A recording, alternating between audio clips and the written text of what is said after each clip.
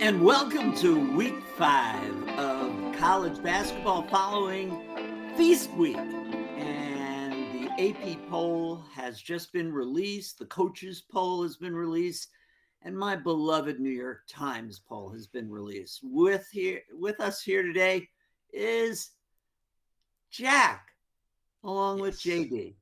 And if Yes. you like our show, we have Dealing with the Devils, we have the AP, and sooner or later I'll get my act together to do Duke in the NBA.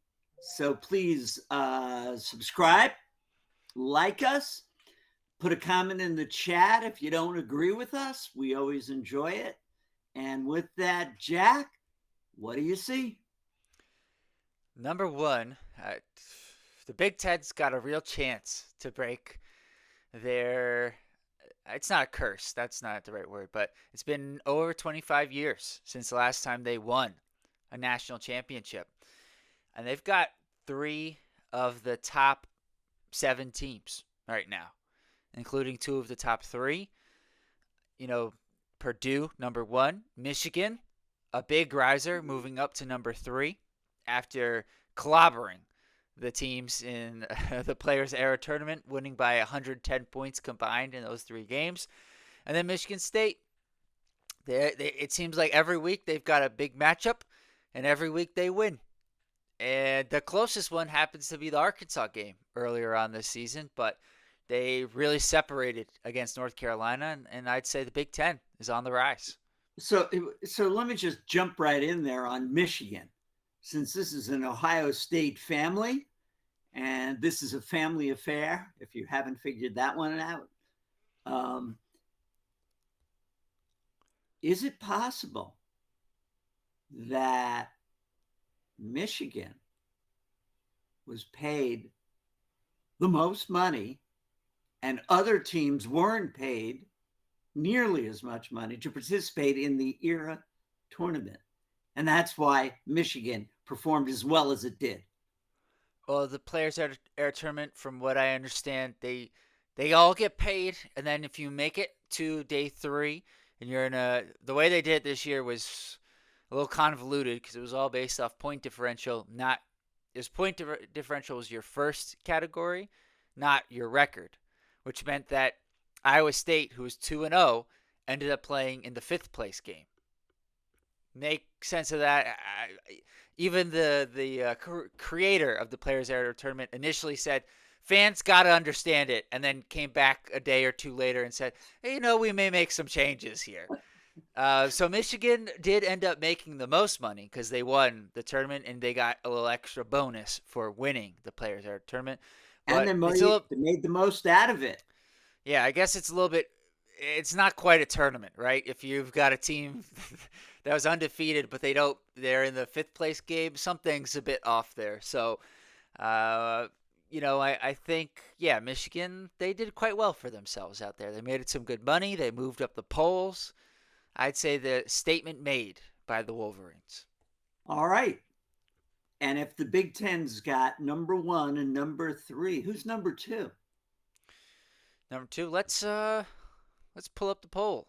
Let's pull up the poll for everybody so we can all look at it together. Number two is still Arizona. They did not move, which makes sense to me. This is what I thought. We talked about this over the weekend. I thought Michigan would move to 3, but they wouldn't leapfrog Arizona because of Arizona's previous really good wins. But it's interesting. First place votes. Michigan had more than double that of Arizona, and it was pretty close between the two teams. It's one of the reasons why in the coaches poll, Michigan did leapfrog Arizona, and they received more first place votes. So, your thought that it was a possibility. Coaches poll, yes. AP poll, no. Yeah, and I think Arizona should have stayed at 2, but I was reading what ESPN was saying after Feast Week, and I just don't agree with the take that one of the writers put Arizona's win at UConn was the best win of the year.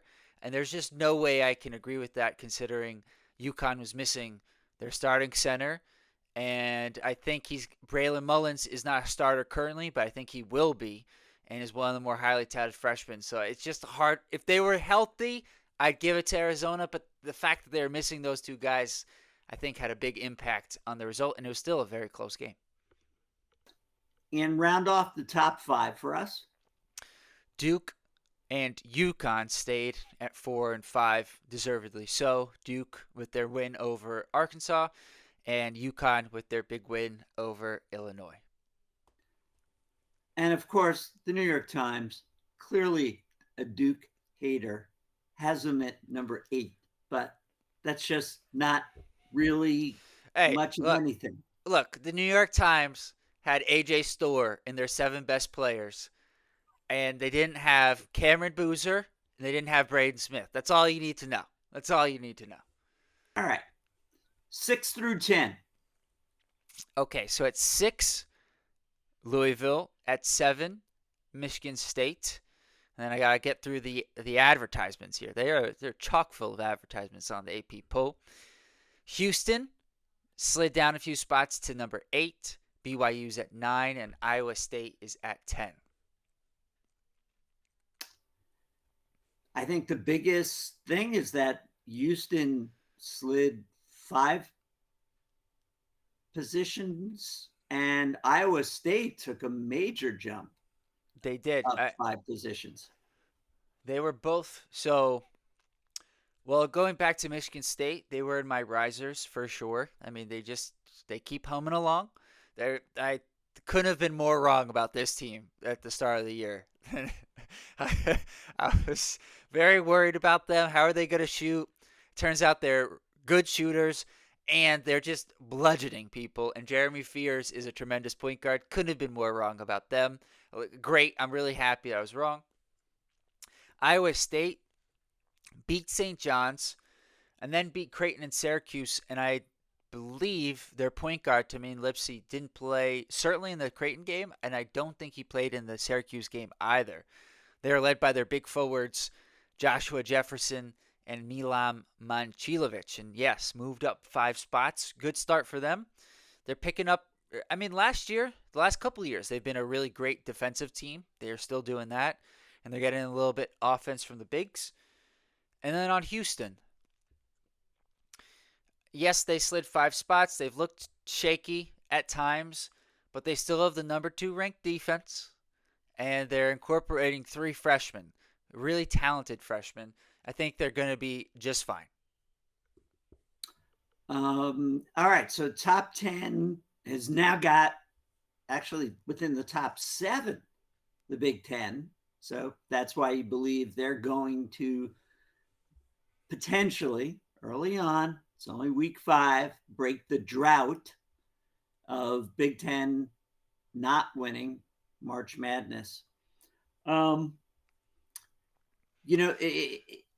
caught an interesting thing where KenPom efficiency rating above 30. Purdue, Michigan, and Duke. Yep. Now, important to note, there's a little bit of an asterisk there. Yeah. Duke has the softest strength of schedule among those 3 teams, and it's not close. But that's going to change pretty quickly for the Blue Devils with their slate of games this week with Florida and Michigan State, and then in a couple of weeks after that, Texas Tech. So the strength of schedule will go up considerably. We'll see how the net rating does after those 3 games. All right. 11 through 15. Okay. This is where I think things get interesting for me. 11, Gonzaga. 12, Alabama. 13, Tennessee. 14, Illinois. And I got to scroll past the ad here. 15, Florida. And with one minor thing in the coaches poll, it's the same. And so risers, fallers in this group, Tennessee, they beat Houston. Really tremendous performance by Jacoby Gillespie and Bishop Boswell, I thought, had a really great game. Now, they did lose the last game of the Players Era. I don't know what to call it. It's not a tournament. I don't know what to call it. The I Players think Era. this would be the time to legitimately just refer to it as an invitational.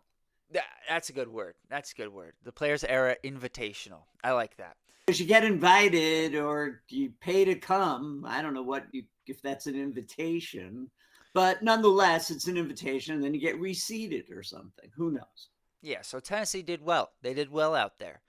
And Alabama slid 4 spots, and Gonzaga went up 1. Now, this is, to me, the more interesting part. Florida, I expected to move back 5 after losing to TCU, who does have a really good defense. They may end up fringe top 25. I feel like here they moved Alabama down because they lost to Gonzaga. But it was just strange to me. I understand Gonzaga, they beat Alabama. Really good win. But then they, they lost by 40 points to Michigan. And so I can understand. At first, I didn't get it at all. How did they move up a spot? Yes, they beat Alabama. But then I gave it some time. And I thought, okay, they beat Alabama, the head-to-head. They wanted to put them a spot ahead of Alabama. And so I could kind of justify it there. They did get more points in the poll than they did the previous week. So I'm not quite all the way there. You know, I can understand it a little bit, just but how much did they lose to Michigan by? how much? The answer is 40 points. They lost by 40 points. It I wasn't even close. No, they were down 25 at the half, and there was a brief moment, 3 minutes or so to go in the first half, where they cut it to like 13 or 14, and I was like, okay, this could be a game, and then it was not a game. It was just just a beatdown. So a little confused by that, but I'm more confused when we get to number 16. Which we'll get to in just a minute, because it's a good time to say, if you like our show, please subscribe, like us. It helps us to grow. And if you have a comment on the first 15, we certainly do. Feel free to drop it in the comment section. All right, Jack, 16 through 20. Okay, so this is where things got interesting for me, and I gotta get through the ads here.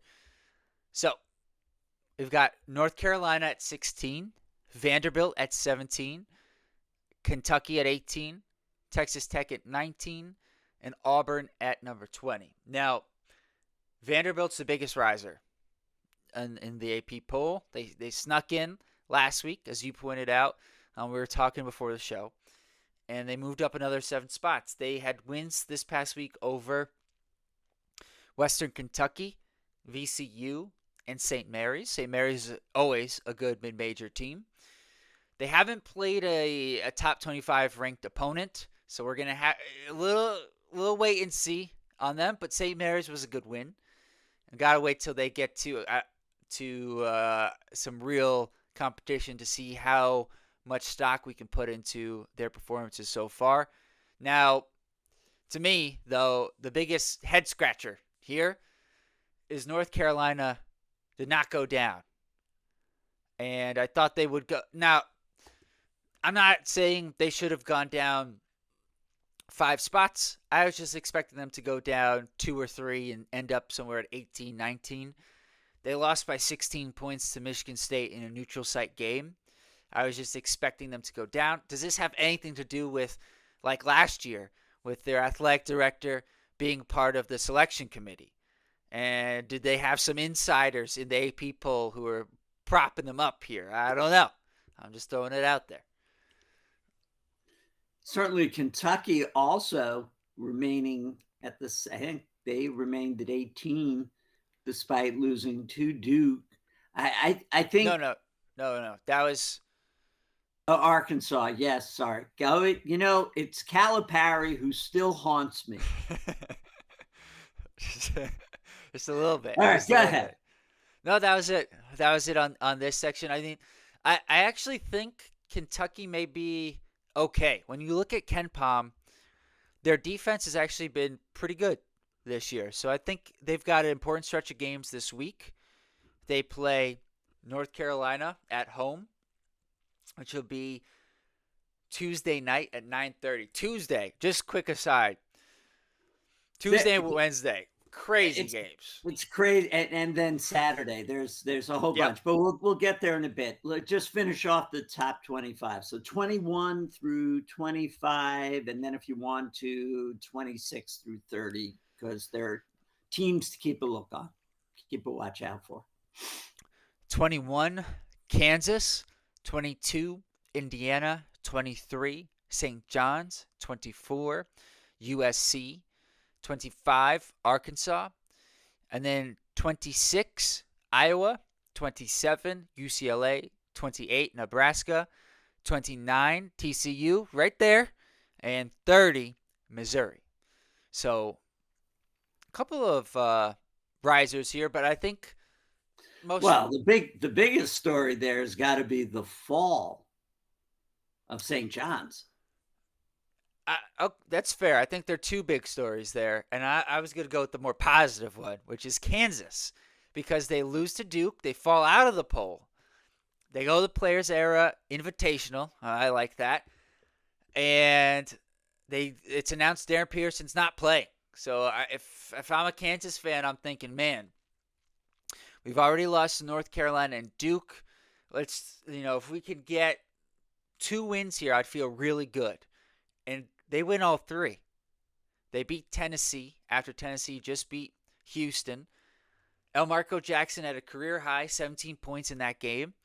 And I think it could go one of two ways, but I think they're well positioned now for when Peterson comes back.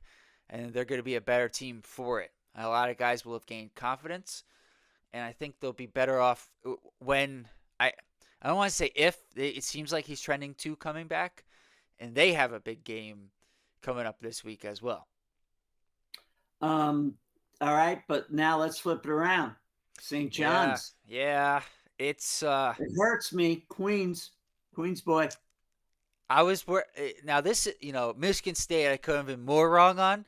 St. John's, every one of my concerns has turned out to be even actually somewhat worse than what I thought. I was worried that the guards they brought in, I know Patino really wants to get shooters. He got shooters, but I was worried about the defense. And the defense has certainly fallen off a couple of steps from where they were last year, where they were, just a nightmare to play against. Sorry about that. Well, Bless you. Just upset about St. John's.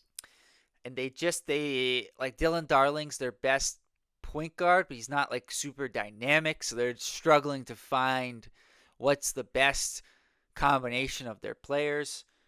They lost to Iowa State and Auburn.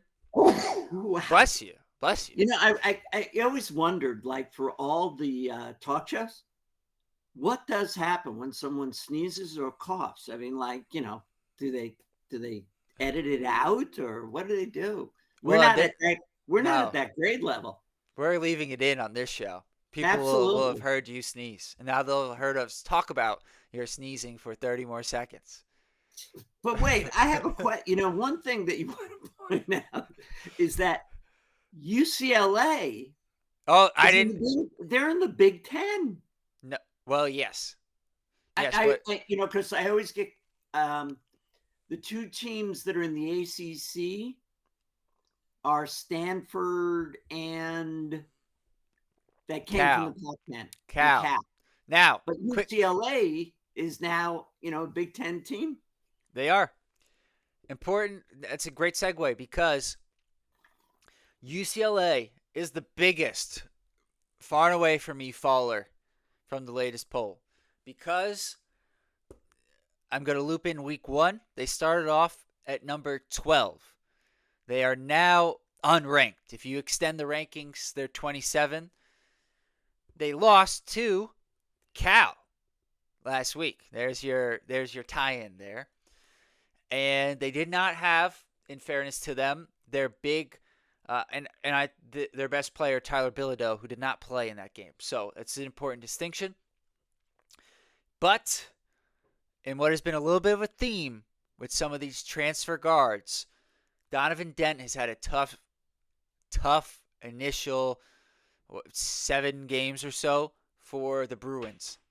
And he has not been efficient from the field. He's been turning the ball over. He is still getting assists, but it's been, he came from New Mexico. He's having a little bit of a tough time transitioning to playing at UCLA.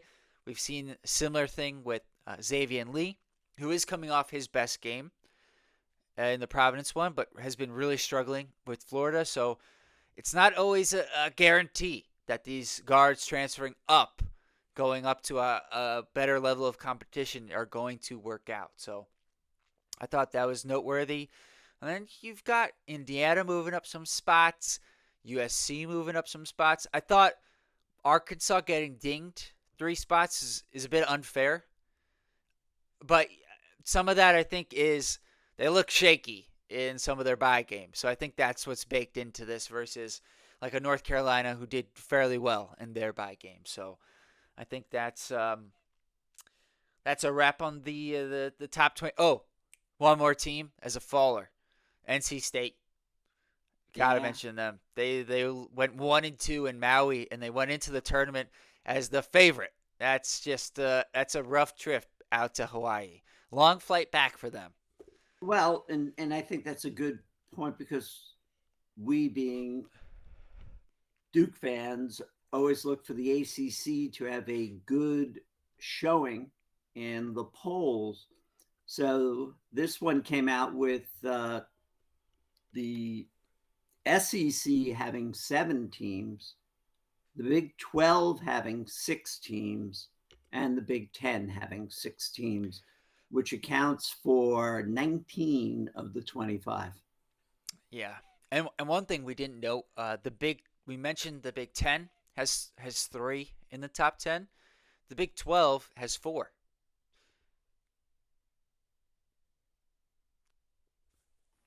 Arizona, it's weird Yep. because they're not teams you expect to be in the Big 12, but they are now. Go Arizona, ahead. Houston, BYU, and Iowa State. BYU. That's right. BYU got Kennard Davis back from his DUI suspension, so good for him. They're a really good team, especially their starting five. Baker off the bench gives them good shooting. I, they're going to be a tough out as we get deeper into the season.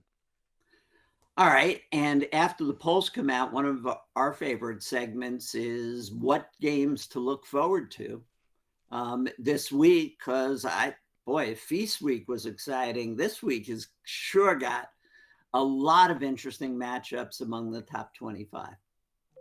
And I'm going to start with a team that's number 26, which is Iowa, and they're playing Michigan State Tuesday, 7 Yep. o'clock. Iowa's just moving up slowly. Obviously, if they get this one, they'll be in the top 25.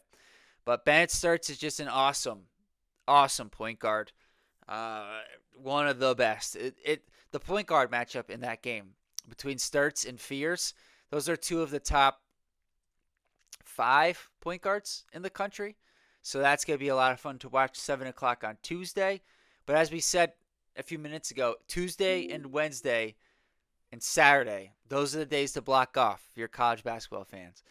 Florida at Duke, 7:30 on Tuesday. UConn at Kansas, 9 o'clock on Tuesday. And then North Carolina at Kentucky, 9:30. Just tremendous top 25 matchups. Wednesday doesn't get any worse. Louisville at Arkansas, 7:15. Clemson takes on Alabama. NC State goes on the road at Auburn. 2 big opportunities for in the ACC Yeah. Big 12 big. No, it used to be. It used to be ACC Big 10 or Big 12. I don't It was remember. big. Yeah, it was But Big 10, but now Big it's 10, SEC, ACC, SEC. Speaking yeah. of, I mean, the ACC can't do any worse than last year, right? Two wins there for them versus 14 for the SEC. So yeah, that's the only reason those games are highlighted. You know, in a where we have ACC bias here for sure. All right, but there's still more to come. There's also a Friday night game. I was just about to get there. Gonzaga takes on Kentucky. Kentucky's got two big opportunities this week to change the narrative about how their season's going. So we'll see how they do. And then Saturday, it's just man, if we didn't if we're going to be watching Duke Michigan State cuz we're going to be covering that one post game live on the channel. So make sure to tune in for that, but also at the same time is Iowa State Purdue. And that's a two top 10 matchups. Just a tremendous way to start your Saturday. You've got Louisville taking on Indiana, 2 o'clock. And then Illinois, Tennessee at 8 o'clock. And then the nightcap, 10 o'clock, Auburn versus Arizona. And I wanted to sneak St. John's in there, but, Yeah. I would rather watch Illinois, Tennessee. Let's be real. Let's just be real. Those are the better teams. It we could have a very different AP poll when we get together next Monday. Absolutely. And what's most interesting to me is we're coming off of Feast Week. All the big matchups. I feel like these matchups are just as good. I think this is really good scheduling by college basketball to gain attention almost immediately. We conference play doesn't begin until, well, I guess in Duke's case, December 31st, New Year's Eve. But The Big Ten starts Tuesday. really, okay, Iowa, Michigan State. That's a Big Ten matchup. right, okay. So I mean, I think this is just great for college basketball to have, um, you know, really good matchups. All Tuesday, Wednesday, Friday, Saturday, just great. And they started with the exhibitions this year being televised, and there were some big exhibition matchups. So I'm 100% with you. Like it's been shifting this way over the past couple of years, but 5 years ago, yes, you're getting the challenges between conferences, but you weren't getting all these other games. You would have like the Maui tournament would be bigger. You didn't have Players Era. You'd have some of those, but you didn't have as many one-off games between non high quality non-conference opponents. So I think it's great for the game, and it's great for these teams to learn more about themselves earlier in the season. The one thing though that it can hurt is seeding, because sometimes these non-conference games, not sometimes, we saw a big impact last year with the SEC with their dominance in the non-conference portion. Had big weight into how many of their teams made the tournament. So we can sit here and say these games don't necessarily matter for how good a team's going to be playing when we get to February and March, but at the same time they will affect your seeding and your ability, if you're a bubble team, to get in. So these are just as important in that aspect. Well, the conversation continues about how many teams should be in March Madness.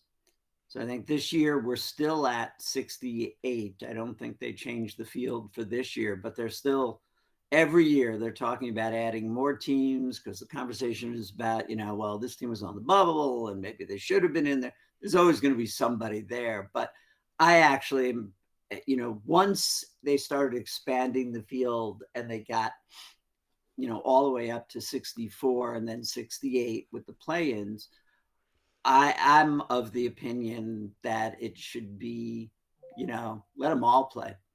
You may not be interested. You may not be interested in the first round game because it's a little lopsided, but it's the thing that I always like about soccer in England. There is the tournament that all four divisions of the of the league get to play in one thing, and every so often there's a great upset, and that's why I like it. But I could see the argument the other way, which says, why do you want to give somebody a chance to have a No, really good night and upset someone who had a really good season in the tournament? But hey, that's what happens in the first round anyway. So okay. I've got some follow up questions for you there because you made me. At first, I was like, no way. But then when you explained it like the FA Cup, I think there's a way it could work. But before I get back to that, I want to ask you, when you first started watching the tournament, how many teams were in the tournament?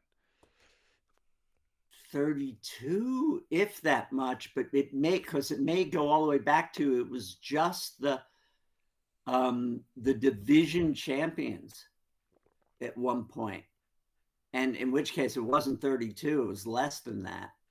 And boy, I'd have to go back and look exactly when it changed. But all right, let's Okay, so the FA the Cup, yeah. So how would you do it? Because I have an idea of what would make it a lot of fun. But go ahead.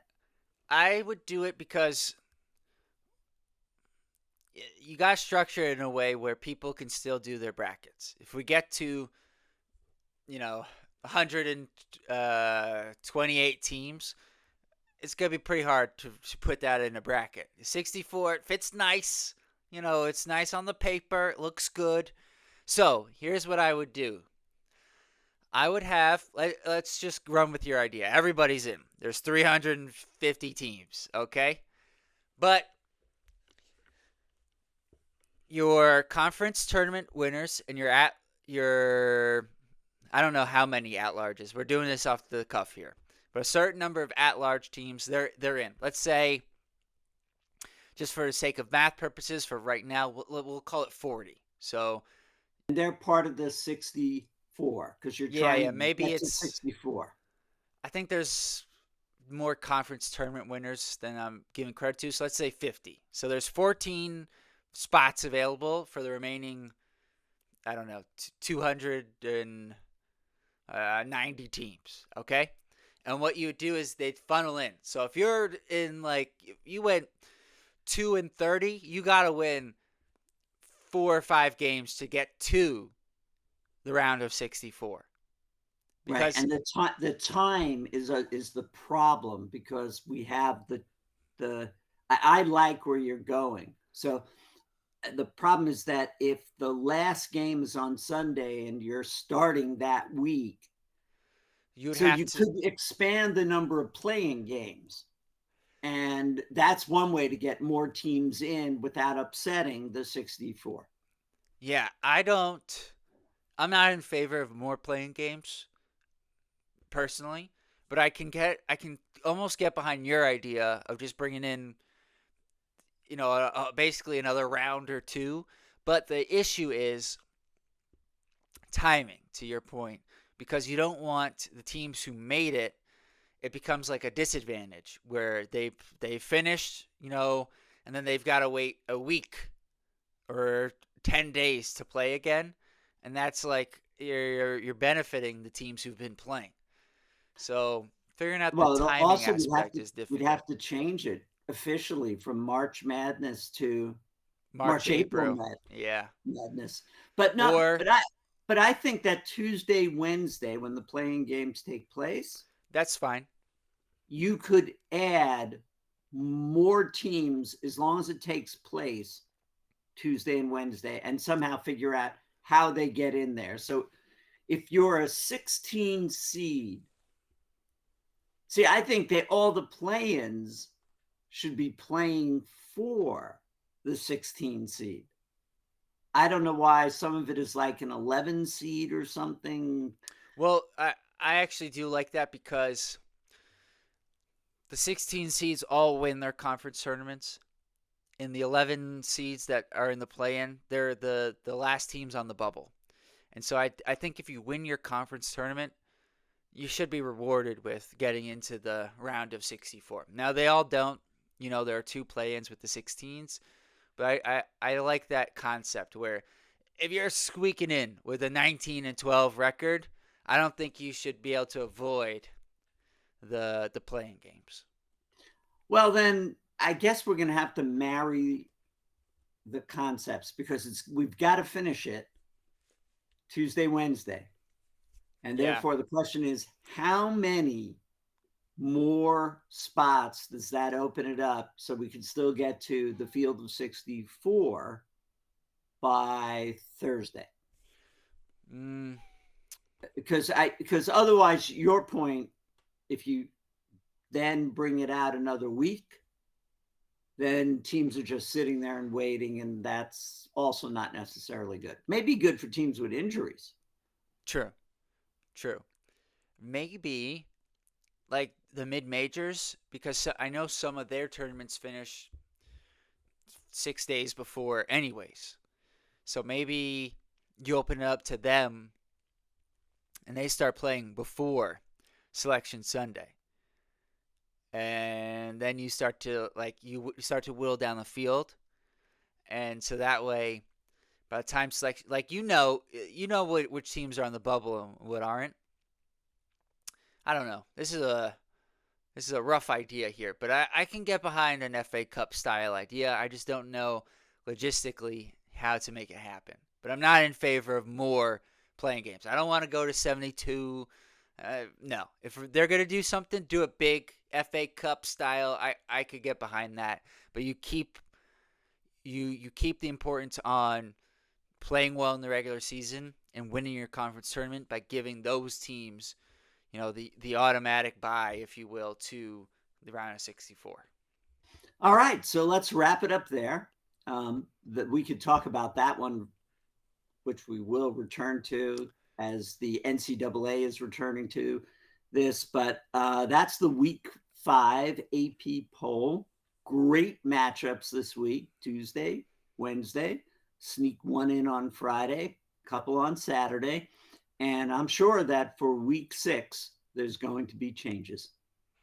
We'll see you guys next week. Peace.